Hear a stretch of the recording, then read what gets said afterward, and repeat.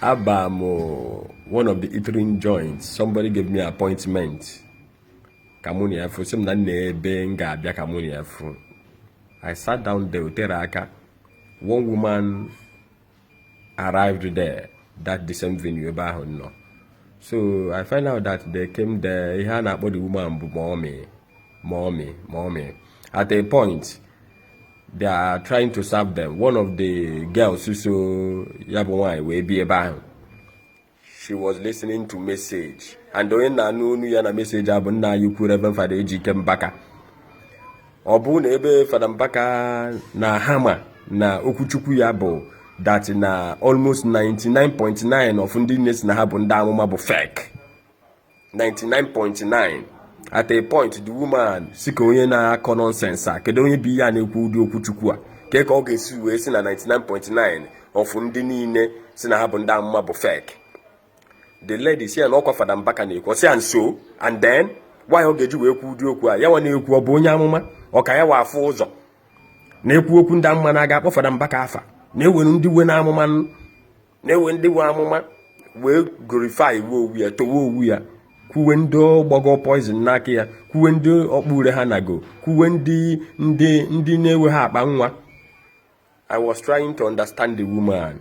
At a point I understood that the woman was na 99.9 and in 99.9 na yawa follow in obido exhaust wo we are kuwe a lot of things ochiparum. I was so happy ochigbuo mu maka nna yukukuche okwu a akọwa okwu ahụ na akọwa okwu aka aka na-ekwu the girl rapport the message ọ na-aga ya na-ekpo nwanya na iwe ya niile message Fr Mbaka ahụ niile was na Fr Mbaka si na 99.9 ndị niile si na ha bụ ndị amụma bụ fake. Ndị niile si na ha bụ ndị amụma because onye bụ onye amụma dị John ya kwuo na ọ bụ onye amụma. One, by their fruit you shall know them. Ị na-eje akụkụ street niile akụme road niile ọ chọọ ministry. Efu onye gbakọtara akwụna bagodo Agbani road Enugu state. Ewuru ụdị chọọchị ịma mfụ. Bịagodi na Gariki, bịagodi Abakpa, bịagodi na Emene, bịagodi Eva Valley, bịagodi Akpa Ugo, bịagodi Akebu Ugwu, bịagodi Oji River. If Kata Church is confused, and they will all tell you that they are real, they are legit. Bịagodi Amechi, Enugu South. Iwero ebe a ka ọ dị ka ọka dị njọ. Mgbe na-ajụ ihe a ụkazi a ministry or business calling. And n'ime ihe a niile ewuru onye kwete na ọ bụ pastor or evangelist niile ga na-afụ ebe prophetess onye zakata pastor ikegbu ya ọzawa apostle ọfụ na ọ dị ekwe na apostle ọ change ya zawa bishop ọfụ na bishop adịghị akwụta ụgwọ ka o si chọọ ọ change zie ebe ụbọ ọ dị etiezie prophet gwazie gị na ọ na-afụ nwanya ebiazie di ya. I have been a victim of one day in J 31st night. I don't want to mention the place in J, but 31st night. When I came in there, I found out one thing. I sat down. Oteraka, one young guy came to me, started asking me questions. Some brother, you are welcome. Who are you? Nkilibia. I said, please, I want to know your name. Maybe or one of the ushers. No, he was simple, wearing jean and polo. Okay, Otago. By the end of the day, I loosed myself. I told him myself, all he needed was my name, and where I came from. At a point, that first night, those days, it was years back.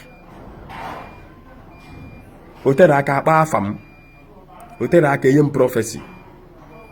What did you find out? We hear chopota. Now, ndani na happen damuma na hana afuzo. Ana akwu ụgwọ na-afụ wenda na-akwụ 50,000 wenda na-akwụ 20,000 wenda na-akwụ 5,000 echefu mommy echefu daddy na gị kwụọ 5,000 ebe a ka ede afa gị ka agwụ ya na echefu ya. And the kind of honor, the kind of exhaustion a na-enye nda otu esi eto nda abụrụ ka ha dị.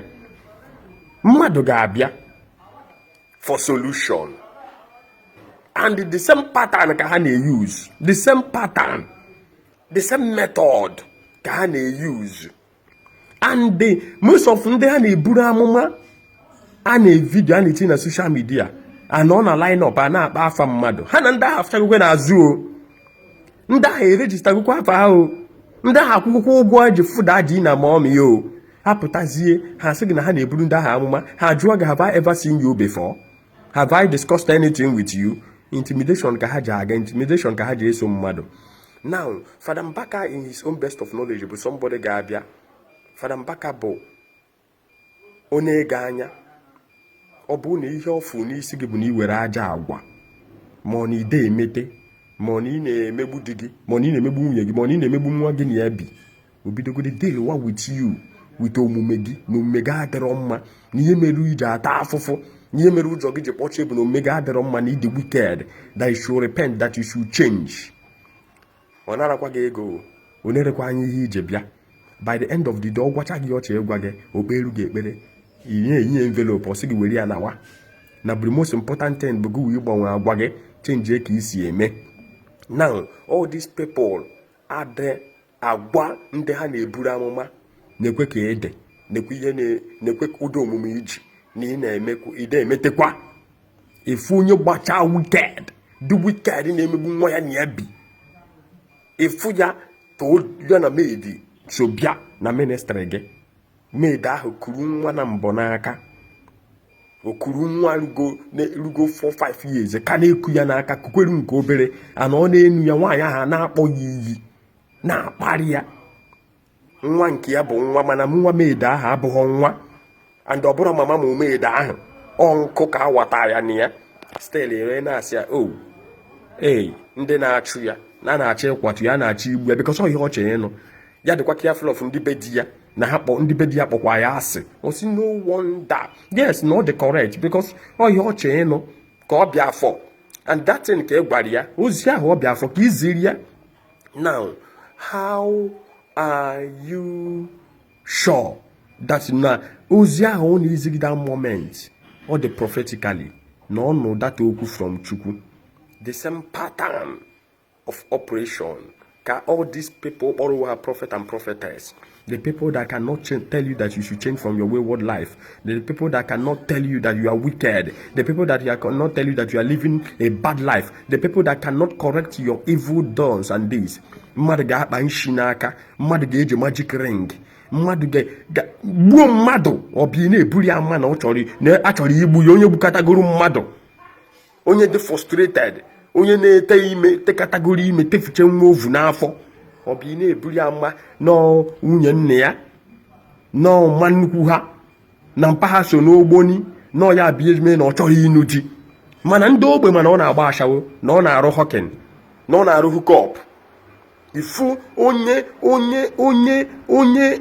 kpanshi oji nshi aga ivu eri amụma dadi arụghị na-aya ewe nwanne gị nwoke gị na ya na-aza anị na ọkụ ya na-achọ igbu gị na ọkụ ya na-achọ ndụ gị na ọ sị na ịma dịkwa ndụ fụ na-esti ya anya akpọ ya gịnị akpọ ya ụdị mmadụ otu onye.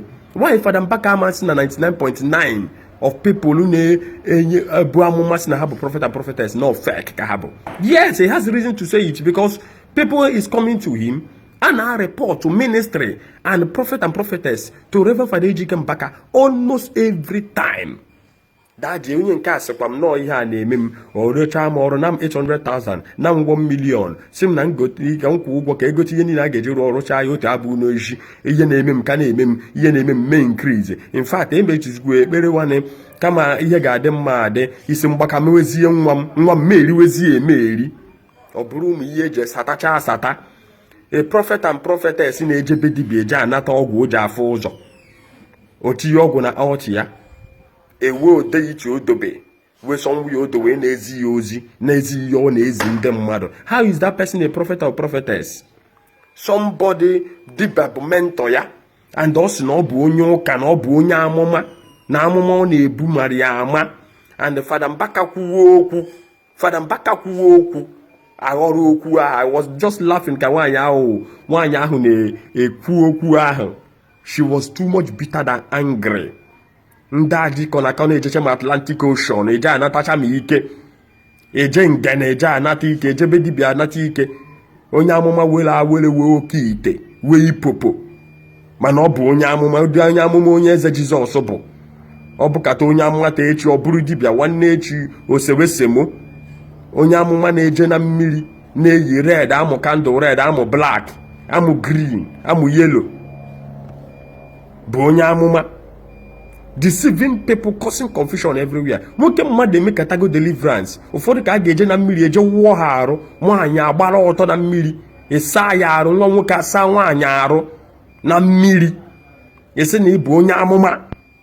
Ndị amụma ụfọdụ nwunye mmadụ abụchago victim ebe ha na-achọ nwa.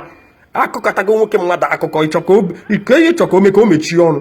Ndị edinachago gbanyechaa ọbara ọjọọ na-arụ, si ebe ahụ were ihe dị ha na-arụ wee mee sacrifice. Ha na-ayagharị pepe na-arụ, ha maazị ihe na-eme ha eme. They are bent in complaining, running for their life, seeking for solution. Onye nke bịazi otu Rev Fr Ejike Mbaka kwuo okwu. Ị chere nwoke mmadụ amara ihe ọ na-ekwu wee kwuo okwu ahụ? Reports, complaints has been coming to him. Betanụ bere ahụ nama nwoke ekpegide ekpere nọ na deliverance section, nọ na healing section hours. Ndị abụcha ndị chechego ministry ọzọ ebe ha si no prophet and prophetess ka ha for solution of their problem, their problem instead of for them to find solution, their problem may increase. Then asịzie na ebo fake iwe ọ na-abụrụ fake. I possess mmadụ with mmụọ ọjọọ, o dị na ziere ha ya na ndị mmụọ ọjọọ a na-agbagharị. Mana ịbụ onye amụma abịa na nke bịacha na nke gị problem onye ahụ eme increase. Still ndị mmadụ ka na-ekwu, ihe ndị mmadụ na-achọta ebe a ka ma amarọ. Ndị na-amara ihe ha na-eme jiri ha mejuo ihe ha na-eme. Ndị ma ihe ha na-eme ha ma ebe ha na-afụ n'ime abalị, ha maka ha si afụ. Ụmụ nwaanyị ndị amụma ga-abụ ha eji ha anya afụ nwoke mara mma, nwoke ahụ bịa apịrị nọmba onye ahụ. Ego ahụ ị na-anata ndị mmadụ iwere sponsor wa that young guy. If chọọ echi that young guy pụọ n'iro gịnị ya cut off ka o kwuo good thing about you. Ndị amụma na-afụrụ ụmụ agbọghọ ụzọ, ndị ga-anụ ha na di na-agba nnụ ha, mana ịma gwa agbọghọ ahụ na ọ dịgburu onwe ya na wicked na o nwere ezigbo agwa, na ọ jọrọ njọ agwa, na onye mere ụchụ ji gbu ya. Mana ịbụ onye amụma. Fada Mbaka na-akwụzi okwu si ụmụ agbọghọ chikanata onwe ha. Ifu na ọ dị too expensive, na ọ mara ihe, o nwere conscience, ọ mara ihe, ọ na-anyụ nshi n'ọnụ si na ọ na-ekwu okwu. Gụwasị ya na a na-achụ ya. In fact na iro karịkwara na be ha o. N'iro karịkwara nwanne papa ya sikwa na ọma nnu ji na ọma nọ ndụ ka ọ na oji. Ịjụ oge nwanne papa ya ahụ nọ kwuo ya, and ebe ọ nọ kwuo ya, and ihe kpatara o ji wee kwuo ya. Mana ihe na-achụ ya na nwoke jee jụọ ụmụ nwoke niile ya na-emekọgoro ihe, ha ga-agwa gị na nwa ya were ezigbo agwa, na-ajọ agwa ya bụ ihe mere na ya ma nkwe ọ bụ ụmụ nwoke magburu onwe ha n'iyi achọ ịnụ nwaanyị nkịta achọwa wife material, ewe nke ọyị we nke wife. Esi na ịbụ onye amụma anakwuzie na ịbụ fake iwe ọ na ịnabụrụ fake ebe ọ bụ na ịmanwụ gbawo mmadụ change from your wayward ways. Esi na ị na-afụ ụzọ mana ịfụrụ na owu nwaanyị were aja agwa, ịfụrụ na nwaanyị wee ajọ na ihe na-achụ ya ụmụ nwoke ebe ọ nọ bụ ajọ ọnụ ya, ajọ omume ya, stupidity ya na-achụ ụmụ nwoke ebe ọ nọ. Mana ị na-ezi ozi amụma, by the end of the day o nwere ike onye ahụ nọrọ ebe ọ na-abịa ministry gị, nọrọ ebe ọ na-eme ihe na ka wrinkles emeozie ya n'iru, iru ya achịkọwazie ọnụ, mana ọ na-abịa ministry gị and ị na-ezi ya ozi. Mana n'ime ihe niile iziri ya ewero nke mere eme, ma ndị na-aza emewego eme, ma ndị na-aza irutego, ma ndị na-aza last bus stop, ma ndị na-aza earthquake, ma ndị na-aza thunder, ma ndị na-afa ha bụ tsunami prophet. Ekenekwe m unu.